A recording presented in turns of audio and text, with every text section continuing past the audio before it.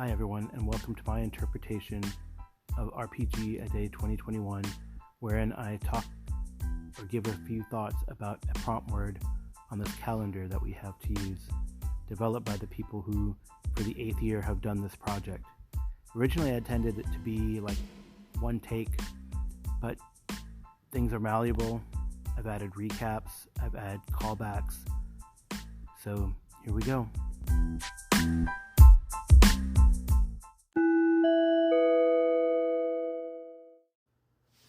Did I call you about the Translate episode? I don't remember. I'm behind in podcasts right now.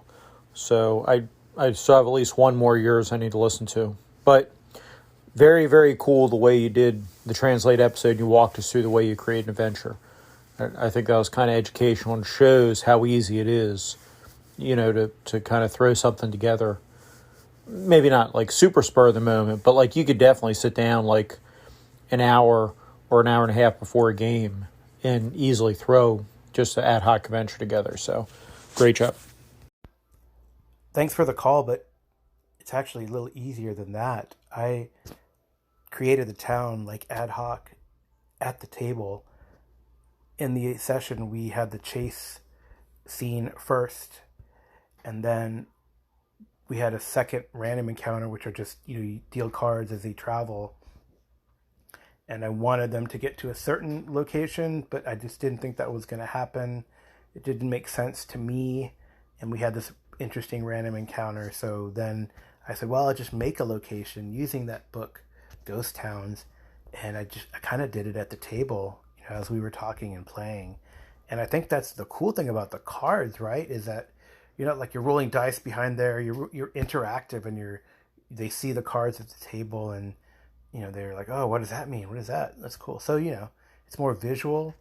And I think that was a kind of a cool way and a kind of a neat subsystem that Deadlands has. So, yeah, I hope to continue to do that. I mean, I have some ideas, and they have like a place where they want to go.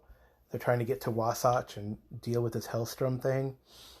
But that's kind of in a little long term, and they're enjoying the journey on the way.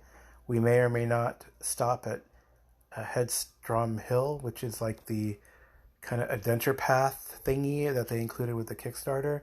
But we'll see where these guys go and what they want to do, because I'm kind of leaving it up to them and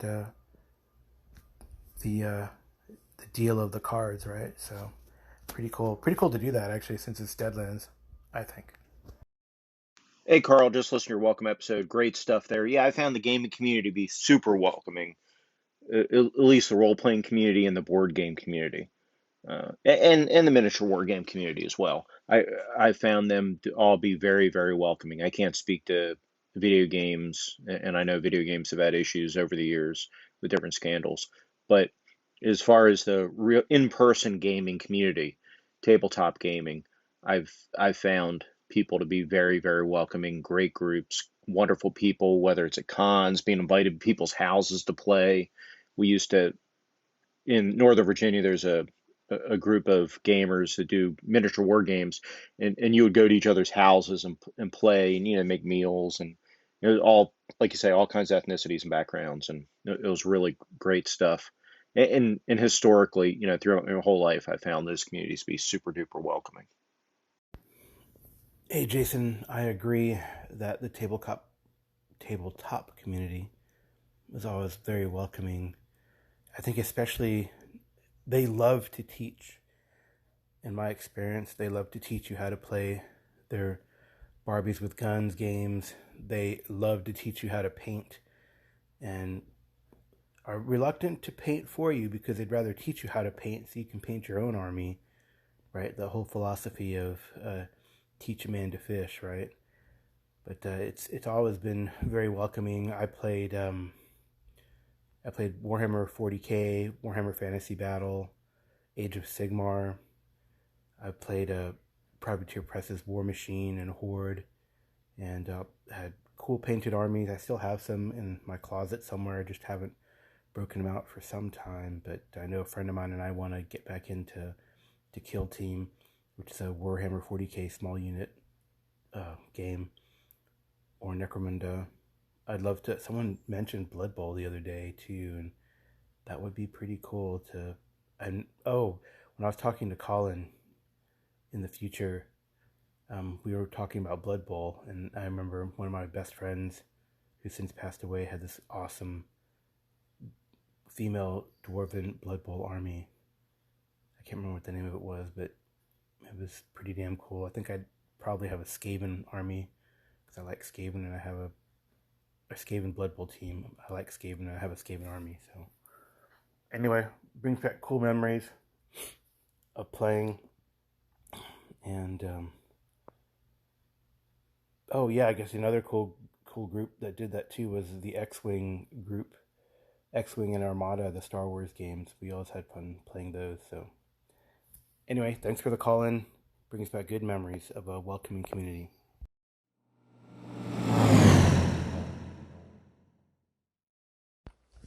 So this evening I ran our second session of Starfinder, the Horizons of the Vast, Adventure Path, and Planetfall being the first adventure. And it was a heavy combat session when the players just kind of right down the ramp from their ship. The settlement is in chaos as these insect-like creatures have come up from underground and are attacking the settlers. So the players, who are the troubleshooting council, lead council in charge, get into action, and they fight these creatures that were like mole beetles. No one really got injured. It was a pretty straightforward fight. People were like, "Oh, yay! First level fights that go fast." And then things kind of settled down. They realized that these creatures won't be a general problem because they just got agitated with all the landing of the spaceships and stuff and vibrated the ground. So they said, "Oh, once we set the landing pad out, it'll be fine." Or there's a lot of like narrative and things go back behind the scenes without roles, that if you solve the problem, then X happens, which is not bad. You don't want to get into the minutia. I think in a game, more of a sci-fi game like Traveller, you might get into like, well, do you have the equipment to have the landing pad? Did that come with your ship? They kind of decide that already. And I think the sub game in this adventure path is the exploration phase, the charter expansion that we will do, and the next couple events that happened that evening as things were settling down kind of highlight that and how that these events can incorporate into the charter turn and the settlement itself. And there's two incidences that happened, one dealing with the grain silo and the food treatment plant, and the other dealing with the electrical power plant that was being set up until they can make a bigger one. So I guess the way it worked is that when they landed, then all the settlers and the robotics start taking apart the ship and modules that they landed on and creating it into the settlement that they called Lake Town because they're very original, but maybe as a homage to Tolkien, right?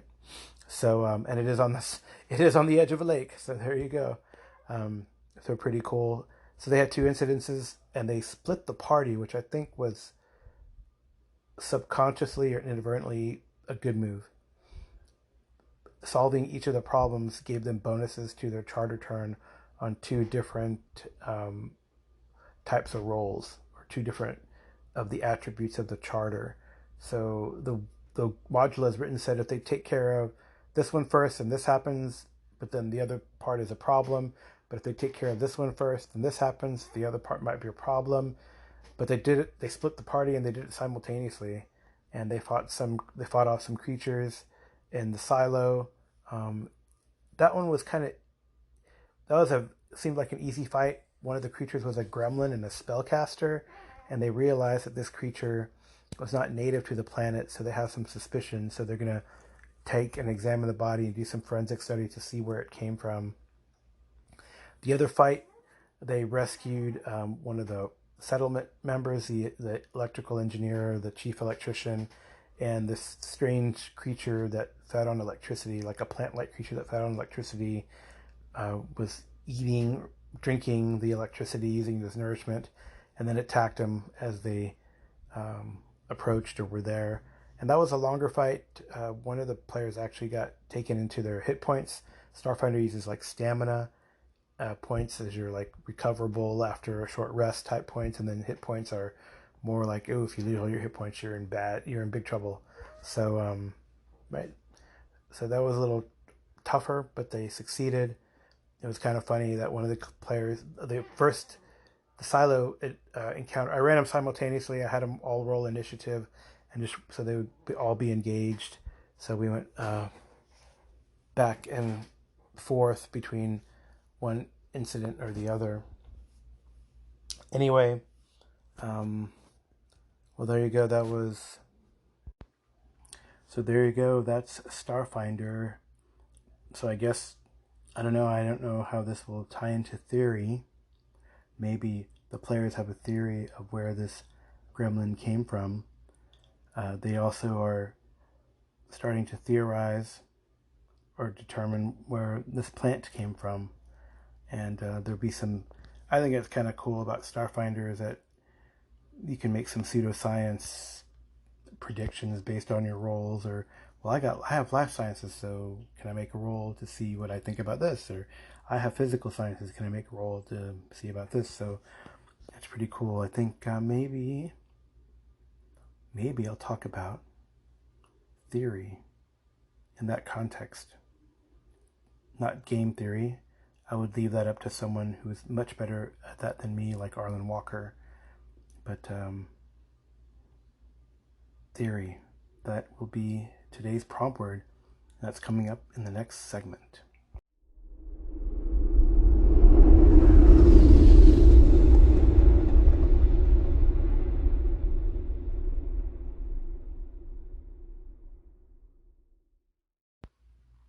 Hello, today is Thursday, August 26th, the 26th day of RPG A Day 2021, and today's prompt word is theory.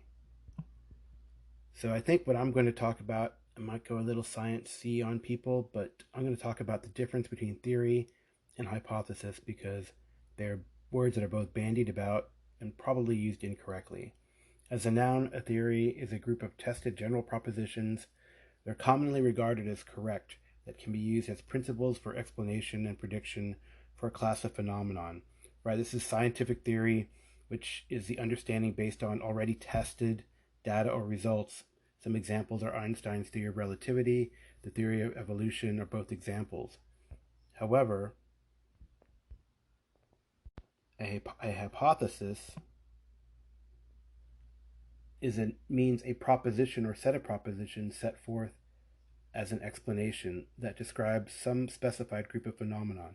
It does sound similar to theory, so I can see the confusion, but unlike a theory, a scientific hypothesis is made before testing is done and isn't based on results. So instead, it is the basis for further investigation. For example, my working hypothesis is that this new drug has an unintended effect on Alzheimer's disease, and I'm curious what clinical trials will show. So hypothesis is also refers to as a proposition assumed as a premise in an argument. But I think the confusion comes in how we use these words in everyday life.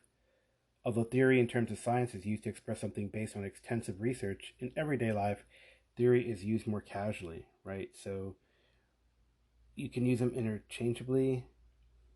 Her opinion is just a theory, of course. They're guessing. Their opinion is just a hypothesis. They're guessing. But it's important to remember that scientific theory is different and based on tested results that support it and substantiate it, where a hypothesis is formed before the research. Right? You formulate a hypothesis to then conduct the research that if you research goes well and it supports your hypothesis, you can develop then a theory for that set of predictions. And that's definitely how science works. And does that apply to gaming? I mean, there's not a lot of games where you go into intense bits of research or have a hypothesis and test them. I think the only chance or the only place where I've seen that is in the game Star Trek, where you by nature of maybe it's scientific jargon in the show, you have all these theories in the backstory, and you come to a problem and you formulate a hypothesis to then see if that theory will hold up and your ship won't blow up, right? So it, and we've seen it in use. They kind of use this like extended task mechanic to do it, which I think is kind of cool. But I don't know. The word is theory, and it comes to me from a experience and point of view of science, and therefore I communicate it to you all. My differences in what I think between theory and hypothesis. So use those words correctly, or maybe it doesn't matter. All right, well, that's all for today. Have a good one, and I'll see you tomorrow. Oh, and for your latest song, Space Truckin' by Deep Purple.